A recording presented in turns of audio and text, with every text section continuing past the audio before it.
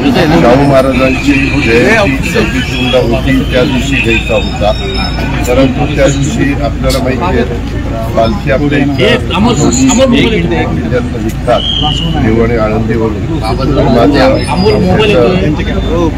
पुरवणी मागण्या मला उद्या सादर करायच्या, सगळे छपाई विपाई करून तयारी करायची होती. त्याच्यावर बुधवार गुरुवार शुक्रवार माझा जास्त करून बुधवार गुरुवार वेळ गेला.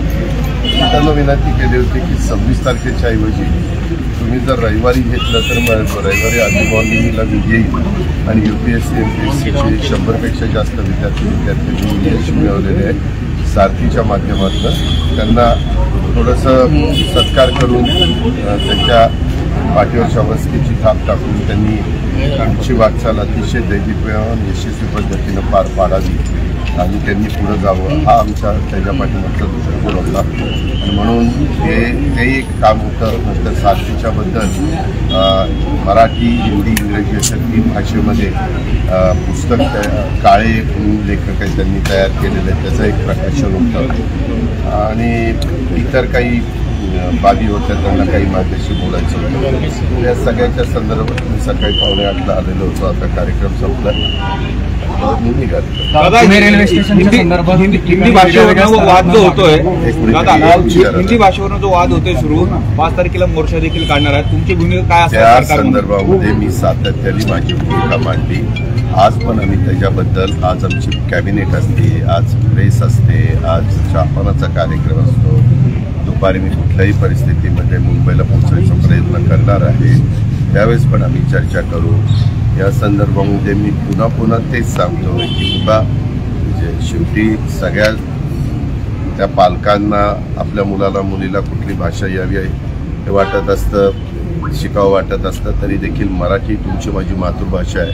महाराष्ट्रातल्या प्रत्येक माणसाला, जरी ते बाहेरनं आलेले असेल कामधंद्याच्या नोकरीच्या व्यवसायाच्या निमित्तानं, तरी देखील त्यांच्या मुलांनी इथं आल्यानंतर इथं जर शिक्षण घेत असेल तर त्यांना मराठी मातृभाषा पहिलीपासून आली पाहिजे. म्हणूनच आपण इंग्रजी माध्यमांना पण मराठी भाषा ही कंपल्सरी केलेली आहे आणि तोच आपला त्याच्या पाठीमागचा दृष्टिकोन आहे. कारण प्रत्येकाला आपल्या मातृभाषेवर अपार प्रेम आहे, अपार श्रद्धा आहे. आणि पंतप्रधान नरेंद्र मोदी साहेबांनी मधल्या काळामध्ये मराठीला अभिजात भाषेचा दर्जा पण मिळवून दिला. खूप वर्षाचा आपल्या सगळ्यांची मागणी होती, ती पण मागणी पूर्ण करण्याचं काम NDAच्या सरकारने केलेलं आपण सगळ्यांनी पाहिलेलं आहे.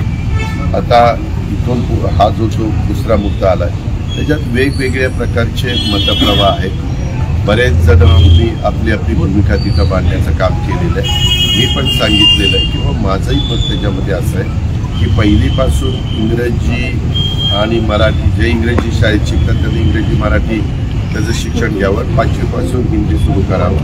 कारण माझं तुम्हालाही सगळ्यांना माहिती आहे की जो मराठीमध्ये लिहायला वाचायला शिकतो त्याला लिहिता आणि वाचता हिंदी पण लगेच येतं. मराठी शिकल्यावर तो हिंदी पण येतो, कारण ती लिपी तीच आहे, त्याच्यावर ती अडचण नाही. तर 5वीपासून तो आपल्याला व्यवस्थितपणे त्यांनी कव्हर केलं तर तो 5वीपासून शिकला तरी चालू शकतो. अर्थात आता त्याच्याबद्दलची चर्चा होईल आणि प्रत्येकाने त्याबद्दलचं आपलं मत व्यक्त केलेलं आहे. आणि एकंदरीत सगळे वेगवेगळे लोक वेगवेगळ्या पद्धतीनं आपली भूमिका मांडण्याचा प्रयत्न करतायत. तिथं काहीतरी मोर्चा काढायचा आहे, कुठलाही झेंडा नाही वगैरे वगैरे असं ते चाललेलं. संजय राऊत म्हणतायत सहभागी होणार का? तुमचा पण फोटो राज ठाकरेंच्या बॅनरवर फोटो आहे, दादा फोटो आहे त्यावर. आणि संजय राऊत म्हणतात 2 ठाकरे बंधूंना एकत्र येण्यात विरोध केला जातोय सरकारकडनं. कुणी कुणाला विरोध करा, आमचा काय संबंध आहे रे? तुम्ही कुणी पण दोघांनी एकत्र यावं हा त्यांचा अंतर्गत प्रश्न आहे. त्याच्यात आपण लोकांनी नाक खुपसायचं काय कारण आहे? काहीच कारण नाही ना. आपणही त्यांना म्हणणं नव्हतं की तुम्ही वेगवेगळे व्हा, आणि आपण कुणी त्यांनी काय करावं ते त्यांचे पक्षाचे प्रमुख आहे.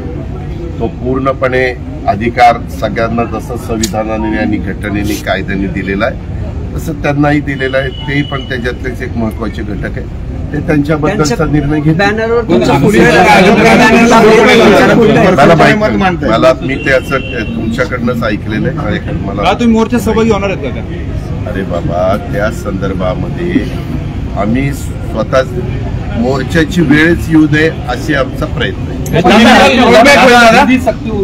रोलबॅक होईल. हे कुठल्याही बाबतीमध्ये ज्यावेळेस वेगवेगळे राजकीय पक्ष एकत्र येऊन UPA असेल, NDA असेल, ही लोक काम करत असतात, आघाडी असेल, युती असेल, त्यावेळेस थोडंसं वेगवेगळा मतप्रवाह असू शकतो.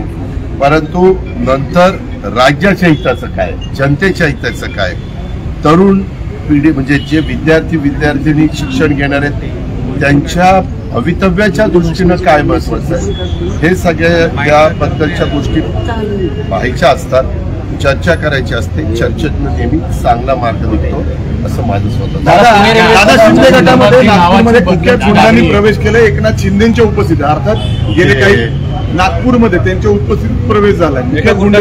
अरे बाबा, कधी कधी आम्ही ज्यावेळेस पक्षप्रवेशाला जातो त्यावेळेस ज्याला पक्षप्रवेश देतो ही सगळ्यांची हिस्ट्री अगदी बारकाईने माहिती असते अशातला भाग नाही. माझ्या हातनं देखील एकदा इथं घडलेलं होतं, तुला आठवत असेल मागच्या काळामध्ये.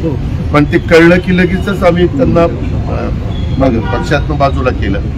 आता याबद्दल तुम्ही जे सांगताय, मागे RR पाटील आमचे होते, त्यांच्याही बरोबर काही फोटो काढतात, तर कुणाचे तरी चुकीच्या प्रवृत्तीच्या लोकांचे फोटो होते. अशा वेळेस सरकारमध्ये जे लोक काम करतात त्यावेळेस खरं पोलिसांनी थोडं बारकाईनं लक्ष दिलं पाहिजे की कुणाची नावं आहेत, आणि त्यावेळेस लगेच त्या पक्षप्रवेशाच्या जे पक्षप्रवेश देतात त्या नेतृत्वाच्या लक्षात आणून दिलं पाहिजे की तुम्ही हे अशी यांची पार्श्वभूमी आहे, तर ह्याच्याबद्दलचा निर्णय तुम्ही घ्या.